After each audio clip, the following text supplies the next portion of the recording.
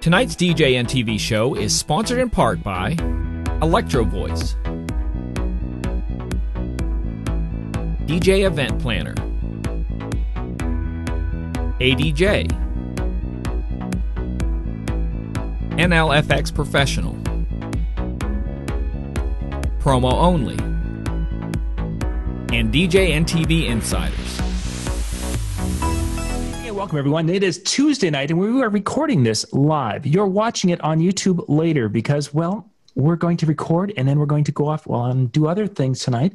So we have to kind of get this squeezed in, and we are. Thank you for watching it later. We've got some people in the chat room tonight that are joining us. You see Jimmy there. That's right. Shirt on. Yeah. Put their shirt on. That's pretty great.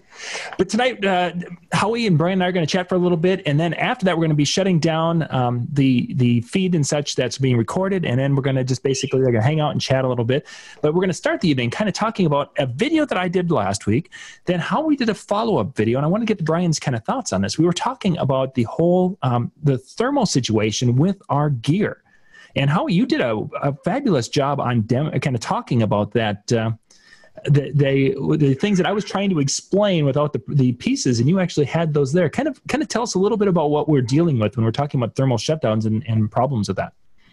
Okay, in a nutshell, what happens is these Class D amplifiers are chips that are smaller, literally smaller than your fingernail. You'll see here that yellow arrow. Mm-hmm. Now, if I put my finger there, that's pointing to the chip. Right. That's smaller than my fingernail, but that puts out. Amplifier. Yeah. That's the amplifier that's over 90% efficient, and it has a heat sink that goes on it. Right. Okay, aluminum. This is a good amplifier. These are the amplifiers that are in the buckets in the back of our powered speakers. And what happens is it's called thermal grease, thermal paste. It's like tissues, Kleenex, puffs, tissues, all the same thing. But it's just a white grease that transfers the heat. Because the two parts, when they manufacture, they can't get them exactly perfectly flat. So the grease transfers the heat to the heat sink, and the Class D chip survives. What's cool about these Class D chips is they have over voltage protection, over current protection, and thermal protection. You're out in the heat, or God forbid you're redlining it and it gets too hot. Instead of destroying itself like the old discrete component amplifiers, it'll just shut down until it cools off. Right. If you're getting that too much, that just means, like John had mentioned in his original video, that this paste that you see on there, it dries out. It just dries out. So you can just wipe it off with the, if you're out of warranty. Don't do this if you're in warranty. If you're out of warranty, for $10, it's worth a shot to try to clean that off with an alcohol swab and put a little paste on there, put it back together. And that's what they're doing right now, because we were talking about thermal throttling and laptops and such. When they get warm, they have this protection that basically, and some of the Class D, yes, unfortunately have that, where they just shut off completely, where the laptop will slow down. Or in the case of the computer they're working on in the house, it's an iMac that would start to slow down a little bit, and it was working hard processing videos and things. So right, it's being taken apart. It's getting a new power supply. It's getting a new hard drive, because this is where they are in the machines. And then all of the different circuits, there's, I believe, from what my kids were saying, there's like 30 some different boards that they're going to re-goop tonight. Yes. I don't know what this is all about, but we're going to watch and learn when I go into the house in a little bit here. But what that really kind of brought to me, though, is as we get into the summer season and trying to keep gear cool. And Brian, you've been really doing a lot of things with battery and such. Has that been a concern with those battery systems? You were looking at the Maui 5 and others. I mean, do those get hot, or something you'd be worried about with using them outside in the summer? Well, yeah, any electronics in the heat is a bad thing. And, especially when they're black, because black absorbs heat. I did a video on that, I think a year ago or so, where I talked about outdoor ceremonies and outdoor speakers, and how when we talk about shelter for our outdoor events, we're not just talking about in case of rain. And I think that's what a lot of our clients interpret that as, oh, well, it's not going to rain today, so we don't have to bother with this shelter thing. Sun is a problem. Sun is a huge problem. Not only, as many of you know, because of, the glare on whatever you're trying to, use, be it a CD player readout or alternately, what most of us are dealing with, computers. It's the sun beating down on your equipment because heat and electronics typically don't mix. Mm-hmm. They just don't. I mean, automotive components are different, but what we're typically working with, you don't want it in direct sunlight. So to prevent overheating, and by the way, thermal shutdown, right? Something else that can happen as well, and I've found that you can actually distort when you get hot. Oh, yeah. And that's not a good thing. We don't want that. Are you talking distorting like the audio sound is distorting? Yes, the audio can distort. You don't want that either. So shade is your friend outdoors. Be it a tent, be it under some type of little outdoor shelter, like I don't want to say 3-season room, but you know what I mean. Covered patio kind of situation. That's a good thing. But yeah, out of the sun is always a good idea. Even when you're setting up indoors, if you happen, especially if you're in a hot climate, if you happen to be next to a window where the sun's coming in at you, that's bad because that black will absorb that heat, even if the AC's on, and it will cause problems. You could have thermal shutdown. You could have distortion. And what happens is, from my understanding, is when you have an amplifier distort like that, because it's overheating, if it doesn't go into like a thermal shutdown mode, it's almost like it had a little stroke.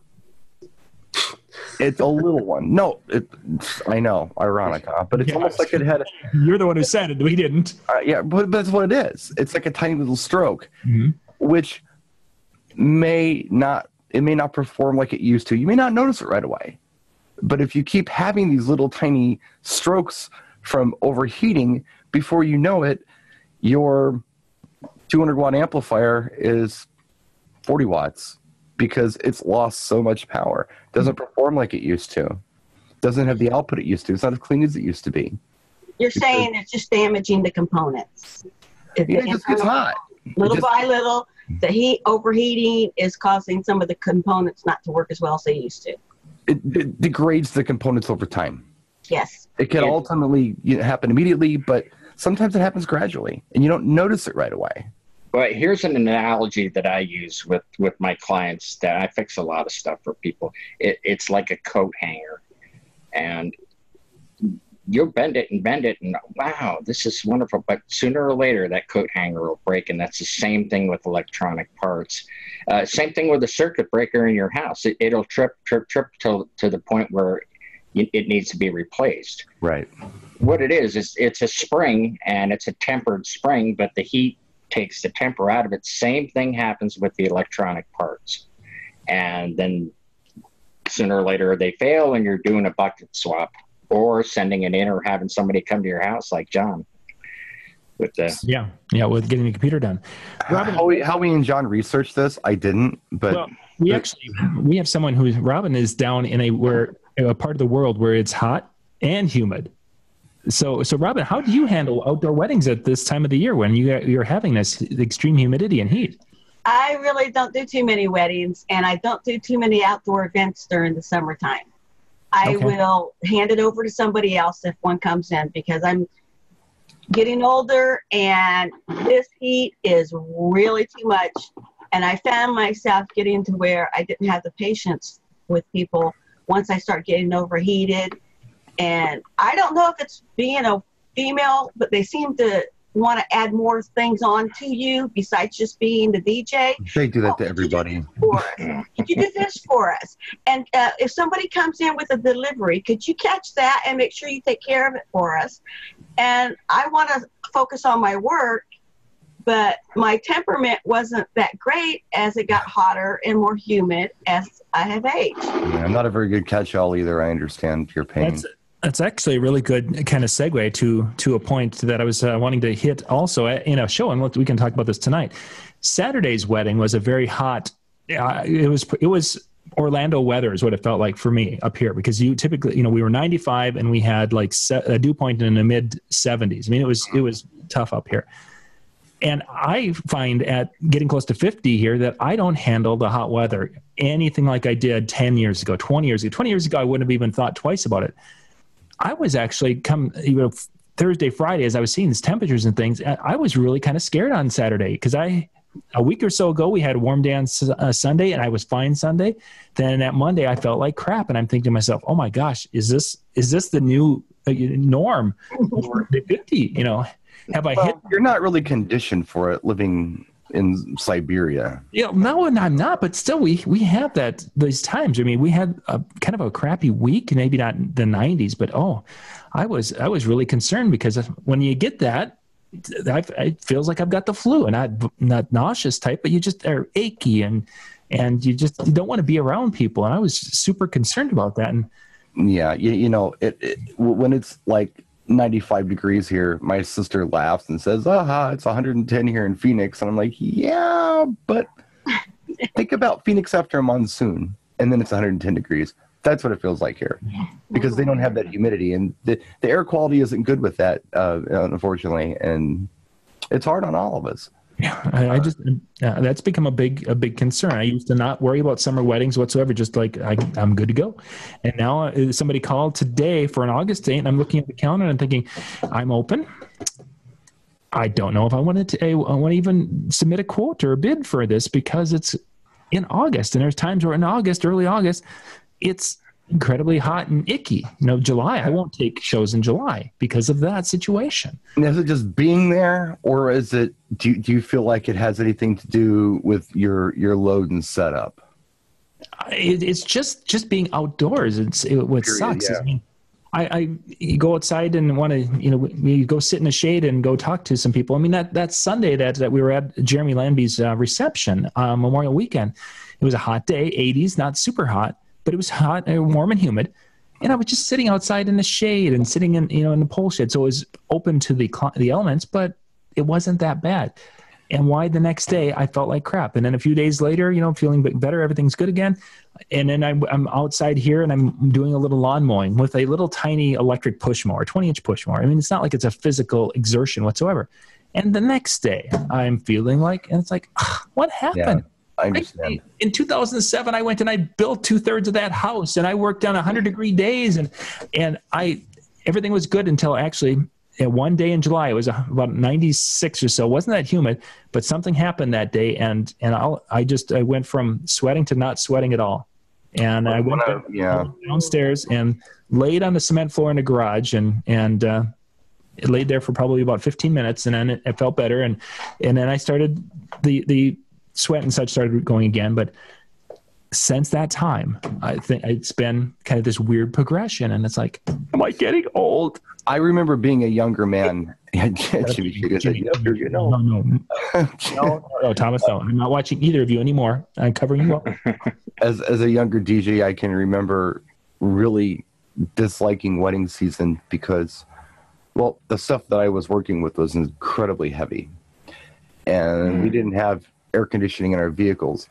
So by the time you showed up at the venue, you were soaking wet in load-in clothes. I got to load everything in. I'm getting dirty because everything's sticking to me because I'm sweaty. And then I get to put on the best clothes I own and, in the changing room, all gross. And it screwed up my hair. I didn't like that either. So that was the stuff that I didn't enjoy about the heat. So I've never really enjoyed the heat, I guess, in that regard. So I always kind of looked at it as suck. So I guess maybe that's why I don't realize it so much anymore. And it's so hard for me to do anything. I don't know. Maybe that's why it's not really affecting me as bad, because I've always hated it. This may seem counterintuitive, but I like the longer events during the summer. Summer is my busy season. I do a lot of those pool parties and the picnics and stuff. But if I do the long ones, I can get there early when it's still cool in the morning, set up. And then if I'm breaking down at nighttime, you know, I've got that long time in between for my body to recover. And I do have that white Wenzel pop-up for myself and my equipment. Sure. And a fan, always a fan. Now, you remind me, and everybody's gonna laugh. I don't mean it like this. Please, I don't mean it. Oh, here we go. I know. I'm gonna say it, and everybody's gonna go, ah, ha, ha, but it's not what I mean. You remind me of my grandfather a little bit, and let me tell you why. And I don't mean because of your age. I don't mean that. I should have said that. No, but my grandpa, my mother's father, and he was a young man. I remember him being a young man. He would mow the lawn in the middle of the summertime with dark long sleeve clothes on. Howie, you always have black on. You're like Johnny Cash. Mm-hmm. And long sleeves. I've seen you in the summer. Mm-hmm. That's you. I don't see you like chilling out in a tank top. I've never seen you. So like you handle it better than a lot of people. My grandpa did too. Yeah. Well, you saw me in Vegas with T-shirts. Yeah, but they were black. They were black. Yeah. I wear white. If it's a hot day, I don't even consider wearing black unless I'm going somewhere at nighttime. It's always a light color. And when I travel, that's something I think about as well. If it's going to be hot, I definitely in Atlantic City, you won't see me show up with a black T-shirt because it just doesn't work out for me. I wear light colors. I think a lot of it too has to do with because I've been doing this so long. These are annual things that I do. The big 4th of July thing and all that is that I have a system where I pace myself, and maybe that's why I do okay with it. You work smarter, not harder. Yeah. Yeah. I've never been accused of working smarter. Go ahead, Robin. I think it does have something to do with repeated abuse. Like you were saying, John, you out there mowing the yard, it's 95 degrees. You keep doing that to yourself. I've been doing different type of jobs, not just DJing, but out in the heat and weekend and week after. I mean, I was working 7 days a week and sweating 7 days a week and overheating. I was always aware of hydrating. But I think as the long term of sweating and overheating, your body gets really tired. And at one point, it starts affecting you. It's just my opinion because I've really... Conditioning. Thomas is located in Michigan and such, and I'm sure, Thomas, when you're doing weddings and such outdoors, you're doing outdoor weddings in the summer, I'm sure, because of where you're at. How are you handling it? I mean, you're not that you may. Are you more successful than I am? More successful. As far as being surviving, not being a little crying baby over in the corner like a big baby. Yeah, whining like a little big baby. So, one of the things I put it in the chat is we had a wedding wedding weekend last year where 3 of our weddings got rained on. We did 4 weddings that week that Saturday. 3 of them got rained on, and one of them, the DJ was put out in the sun for 6 hours. And he showed me a picture the next morning. He was completely, his face, and the sun was in his face the whole time, coming down over a ski hill. He said he was so glad for sunset, but his face was sunburnt. I had a musician that refused to work with me from that point forward because I didn't care about him enough to have a tent over him. Mm-hmm. Again, it's just one of those things where we actually put in our contract that you have to either rent a tent for us. We bought 4 easy up 10 by 10 tents. It's either you rent it from us or you rent it from somebody else. But for outdoor events, our equipment and our people have to be taken care of. Sure.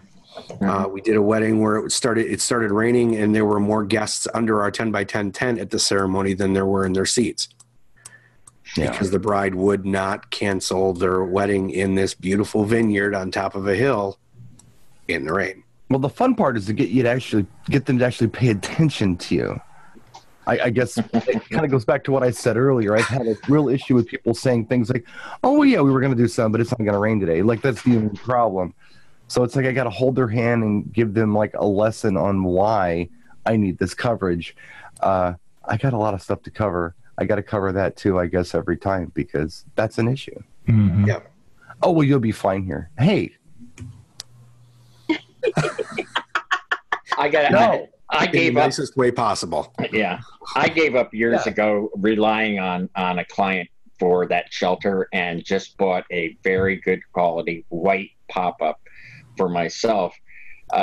Because even when they did do that, you know, I'd have like some kind of blue thing hung between trees and a rope to the fence over here, and then one to the stop sign. And I'm like, wow, these are going to make wonderful pictures, you know? Yeah. So I just, for the price, I mean, it's paid for itself, and it's a quality one. It's like goes up real fast, and then it's just one less stressor for them and for me. I'm looking. Let's see. I'm looking at one right now at a sporting goods store. $50. Yeah, that would be a no. That would be a no-go. I have $500 into mine because I have 4 sides. It's a Wenzel. It's 10 years old and it looks brand new. And one person can fold that up and it does not bind. It's well worth it. I should do a test on that. Well, you could do it. Yeah. Wenzel's been around since the 1800s. Yeah, they're a German tent maker. I'll have to look it up, because I've thought to myself, you know, the same thing that you guys are saying is Howie, that you're saying. I can't rely on these people to do this. I just have to build it into the price and do it myself. Mm-hmm. I build it into my price. Yeah. Yeah. Wow. And when I show them what my setup looks like with the white tent, it sure is a lot more attractive than the old picture I had with that blue tarp that was tied to the stop sign. I've seen your white tent. It does look nice. Yeah. Right now, the way I've got it knocked out for outdoor, for the most part, it's so compact. I mean, I don't need anything very big. But yeah, it's. And I'll tell you, nine times out of 10, when they see that Wenzel 2, and anybody that has a pop-up, as soon as you start putting it up, somebody always comes over. Can I help you out? Yeah. You know, they always do. The other thing is always put your powered speakers under your tent. Put everything under your tent. Sun. Everything. Yeah. Or you could do like one guy did. He bought white pillowcases, and then he put them over his speakers, and then halfway through the wedding, the speaker shut down. You know why? Because he covered the heat sink. I'm not kidding. You know who it is too, right, Brian? I don't know who it is, but it doesn't matter. It doesn't. No. What Not a smart color covers were they? White. They were They were pillowcases. Oh. They put them over, and then Insulated. they tied it at the bottom to make it look elegant. Oh, wait a minute. I think I know who you're talking about now. Yeah. Where they touched the metal, would they rust? What? Where they touch the metal, would they rust? Why would they rust? Yeah, maybe, perhaps. Yeah, Yeah. No, that's not it. perhaps. That was humorous wordplay. Did you take your medicine tonight, Jim? Yeah. I got you. Is Jimmy an idiot or is he a genius? He's a genius. Okay. Yeah. There's times now. See, sometimes Jimmy. Well, that's another show. We'll talk about that. That would actually be a really good thing, a game to play. When Jimmy says something, or was that genius? Or was it stupid? Which one was it? Thanks, guys. It's one or the other. That's the cool thing about you. It's never whatever. It's like, wow, that's what the bus looks like underneath. yeah, exactly.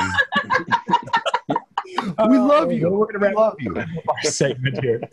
Thank you guys for watching the YouTube video. We do a live show every Tuesday night. You can go out to the link. It's the link that gets you there every Tuesday at 10 o'clock Eastern is DJNTV.com/Brian S. Red. That will go to that night's live video player. You'll either be into the live chat, or if it's something that I know I'm going to be there and we're going to do it a YouTube stream, either way, it will get you to us at 10 o'clock Eastern, 9 o'clock Central on Tuesday nights. And again, DJNTV.com/Brian S. Red. Peace out. For being with us.